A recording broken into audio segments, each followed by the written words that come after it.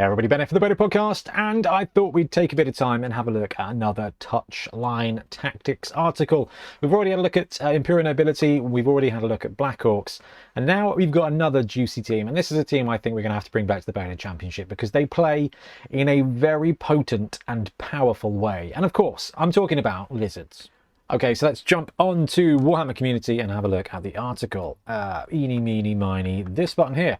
All right, so this is from March 28th. So actually not that long ago. So I don't know how recently they actually started these articles. I'm not going to lie, like a couple of them popped up and we were like, this is just not news. So I don't really care. But now it's worthwhile going back and having a look because there's going to be a lot of people that read these and it's fun to judge. So welcome back, sport fans, to Touchline Tactics, where we get the inside scoop on the playstyles and peccadillos of your favourite Blood Bowl teams. We assess their game plans, look at which skills to advance and make our top picks of star players. In this instalment, we're venturing into a humid unknown as we discover the Lizardmen. This is a team with speed and power and unstoppable juggernauts in the right claws. Absolutely. So let's talk playstyle when it comes to this team here. So Lizardmen teams are an unusual mix. They can dash and bash, and each player leans heavily towards one of these two playstyles. Half the team are fast-moving stunty players with dodge who can move the ball quickly upfield, while the other half are strong, heavily armoured reptiles who can go toe-to-toe with the toughest players in Blood Bowl. These advantages come at a cost. The team is a challenge to master. If your players get split up, your skinks can be torn apart, and your Saurus are never likely to score touchdowns, so you have to learn where to keep them protected and when to let them run free. What? All right, okay, we do get a mention of the Kroxigor. That's like hang about, as this article actually just missed arguably the most powerful player and the most important player on the Lizardman team. So, Lizards, tactics. Saurus are your front line. As strength 4 players with movement 6, they are surprisingly quick, though don't expect them to dodge out of a tackle zone. Group of Sauruses can hold off most of other bashers, or they will gleefully push through the opposing line when needed. Right, well, not only did I butcher that, but let's talk about this for a second. So, Sauruses are your front line. Yes, very, very, very much so.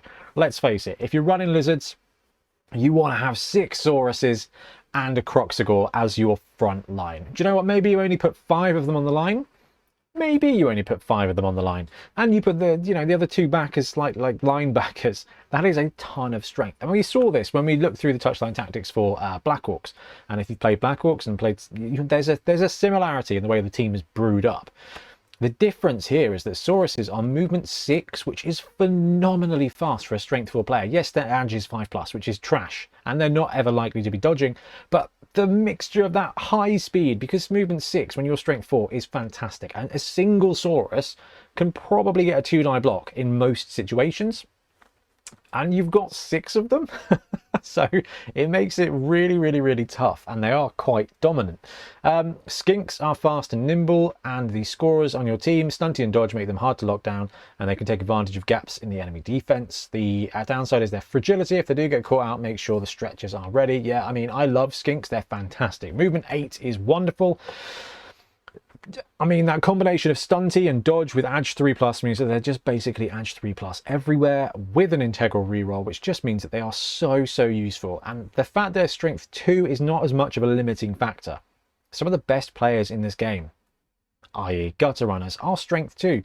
So having a movement 8 piece that can take probably a 2-die up block anywhere with a 3++ to get into it, they are very, very versatile. They're fast, they can score great, they can get to the ball wherever it is, they can make suicide blitzes. Like, it's not a problem. The downside is the fact that they're armor 8+, they are strength 2, and they are stunty, which means if the armor gets broken, basically +1 to their injury roll, they're likely to be gone. In fact, there's a 56% chance of them being gone. 54, 56. Better than half, if you break the armor, better than half, the skink is gone. Either a KO or a casualty. Chameleon skinks are tools of disruption. Shadowing allows them to stick to ball carriers, while on the ball is an extra consideration the opposing team needs to keep in mind when passing. Right, I really like the Chameleon skink. They add a lot of interesting play to the team. They are 1 movement slower than a standard skink. Shadowing with movement 7. Like, it's fine. The problem is that they are the same strength and the same toughness as the line skink. They're still armor 8+, they're still strength 2, and they're still stunty. So when it comes to that that shadowing ability, there's not a lot of players that aren't going to find it potentially better to just blitz away rather than take a dodge and give that shadowing an opportunity. Like, you put this guy on a strength 3 anybody, and the anybody's going to get a 2-die block. And that's probably better odds if they've got a team rerolling than taking the dodge away and giving you a chance to use shadowing. So when it comes to Chameleon Skinks, shadowing is kind of a bit of a YOLO play. It's a bit of I've got a reserve, I can chuck him on there and maybe the dice will come up in my favor. Maybe it'll force you to have that extra dodge roll. Do you know what? Maybe, absolutely. But when it comes to Chameleon Skinks, the use of on the ball is fantastic. Like, the whole Chameleon Skink thing, you can choose not to play them and it won't massively affect you. In fact, I would argue that using a Chameleon Skink actually lowers your win percentage ever so slightly. What it does do is it turbos your offense, and having a movement 10 Skink basically on the kickoff, that is pretty spicy because they get the 3 squares from on the ball, and obviously on the ball can come up when someone is making a passing action as well, as you would have seen if you watched our live stream between Lizards and I think, I don't know, it must have been Amazons between Ben and Trips. So on the ball is a great addition. It doesn't necessarily compensate one movement, but movement 7 is still pretty fast, and that's, you know, mixed in with a team with movement 8 tiny people and movement 6 bigger people. And talking about the movement 6 bigger people, we've got the Kroxigor. That Games Workshop model is very nice, isn't it? There's a lot of good Kroxigor models out there, but Games Workshop really got it right. A firm contender for the best big guy in the game. Agreed. Kroxigors are a great addition. Prehensile tail causes problems for opponents to try dodge off the line of scrimmage, while the relatively speedy Kroxigor is great for keeping up with the opposing ball carrier. Yeah, I mean, the Kroxigor being likely to be the one who's going to get a 2-die blitz on your ball carrier is quite unlikely, and while I would say that the Kroxigor is a phenomenal big guy, I wouldn't say he was the best. He's not the worst. He's probably second place. Movement 6 is fantastic, Strength 5 is fantastic, Bonehead is fantastic, Prehensile Tail being able to move up and putting him in position to just put like a negative to the opponent dodging away, that's superb.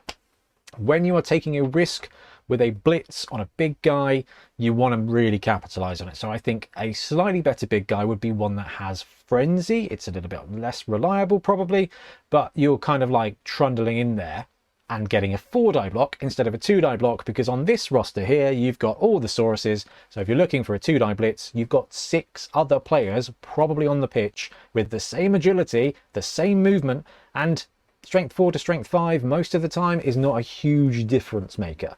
Like, if your opponent's got a movement strength 3 ball carrier, you're getting 2-die blocks, whether you are blitzing with a strength 5 or a strength 4 basically, and the strength 4 without the nega trait is definitely there. All right, here we go. Skilling up.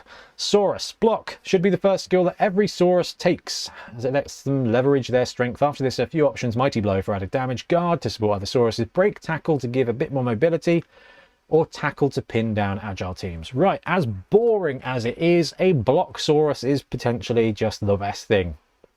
The best thing ever. A 6 block lizard team is the best block lizard team. Mighty Blow totally is something you can take in. It's interesting, and this is where the biggest difference I think comes in between Black Orcs and Lizards, is Black Orcs already have a combat skill.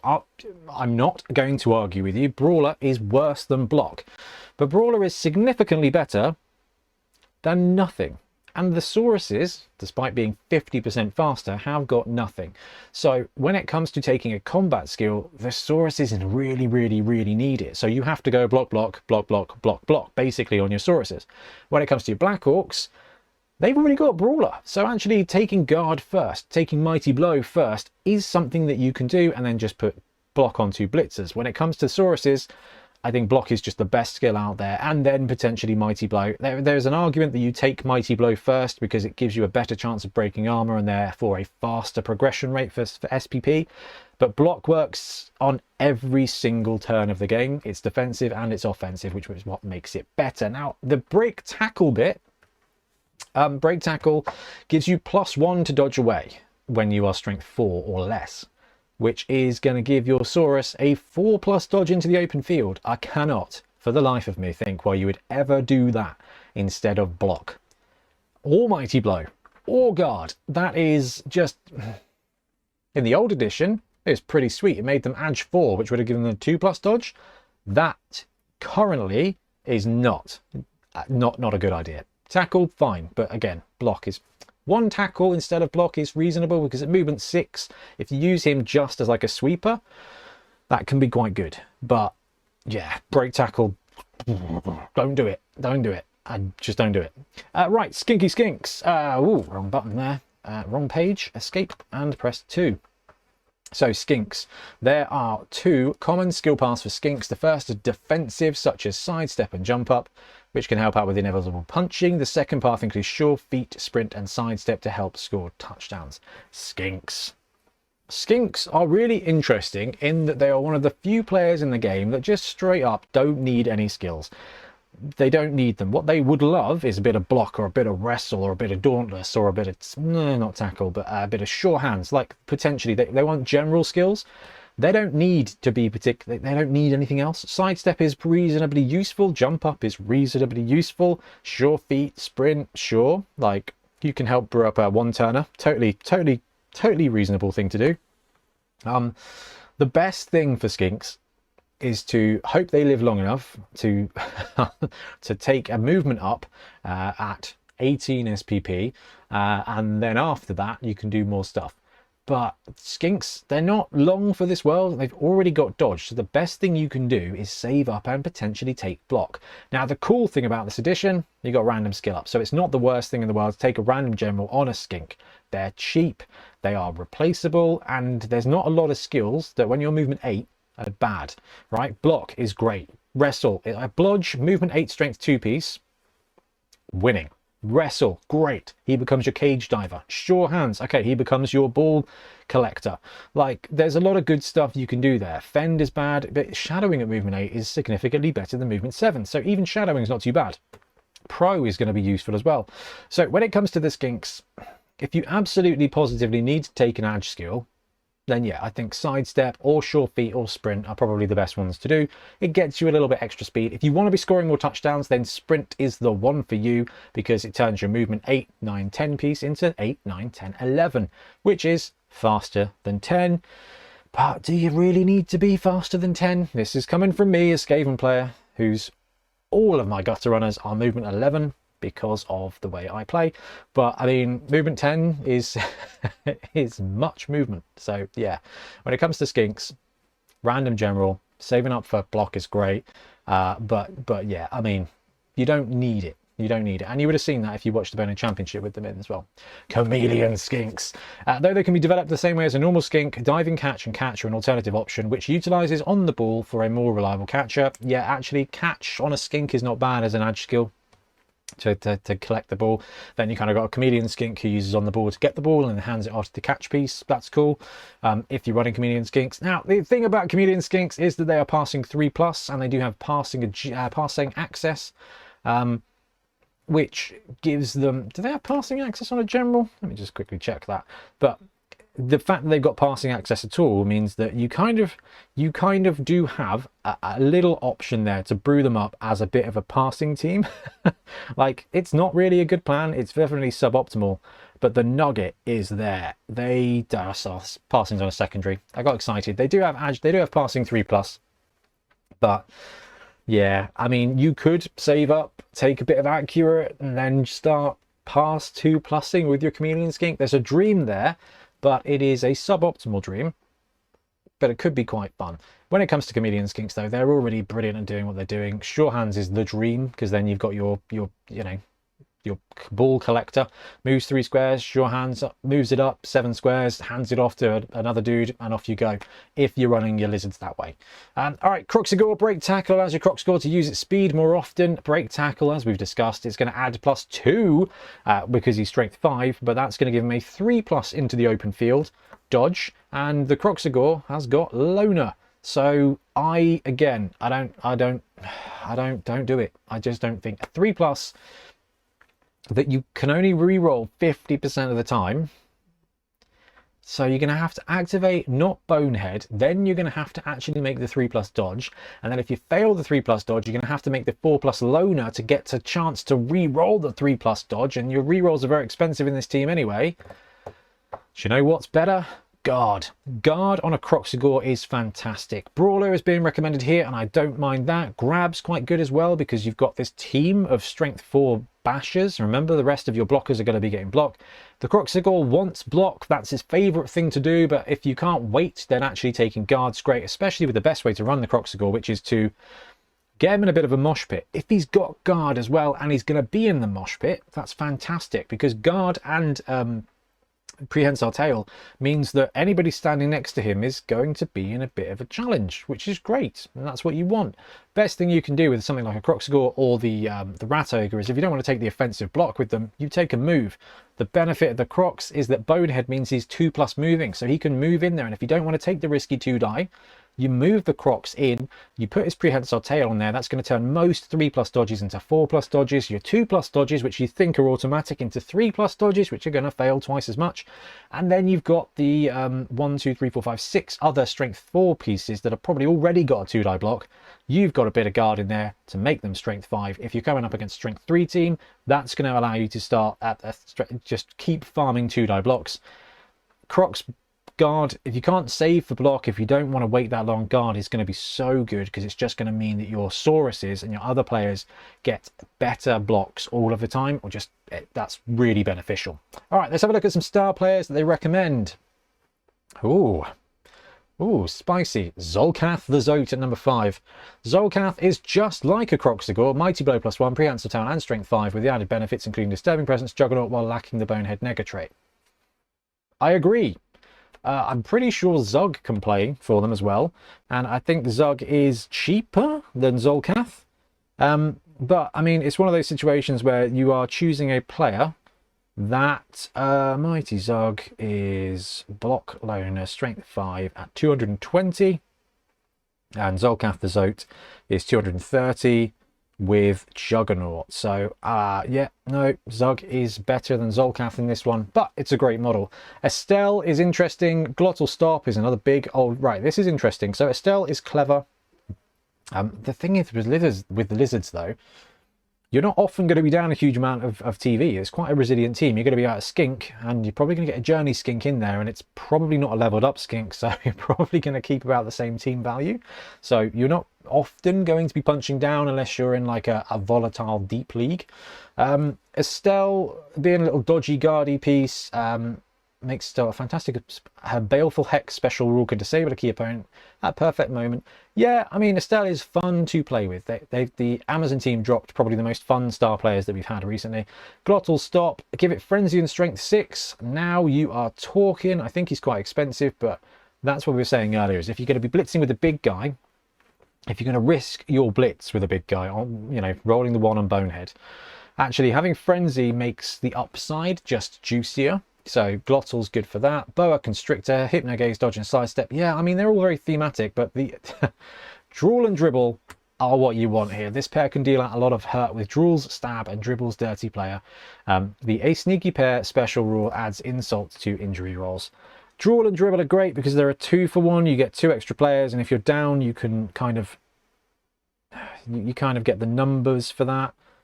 Lizards are really interesting. They don't have a high edge piece because they don't really need a high edge star player, right? They've got high movement. 3+ is a good enough edge that's not the problem. Lizards want consistency, and the only way they really get consistency is by somehow getting team rerolls. And I would say if you are down 100+ K, a team reroll is probably the best thing for you to do, because you're likely to go up from 2 rerolls to 3 rerolls, and that means that the Sauruses that don't have block, or the Skinks that are taking a cheeky 2 die up, you've got a better, or, you know, trying to pick up the ball, you've got a better chance of just being able to perform your core strategy. You do your team doing its standard team things. So as uninspiring as that is, that's probably what you want to take. Anyway, that wraps up Touchline Tactics, with the exception of wanting the Zote over potentially Zug, who I'm just going to double check can be taken, but I think you can. Halfling Lustrin, yeah. And the propensity to recommend Break Tackle. It's not a bad little article. I think it's a pretty good summation of where the Lizard team is. And again, another article that really makes me want to run this. So I think you might have to see the Carnivores returning in a Bonehead Championship coming soon, because it's a great team. Anyway, I'm going to wrap up. Let me know what you think, and we'll be back soon with more Blood Bowl content. Happy blocking.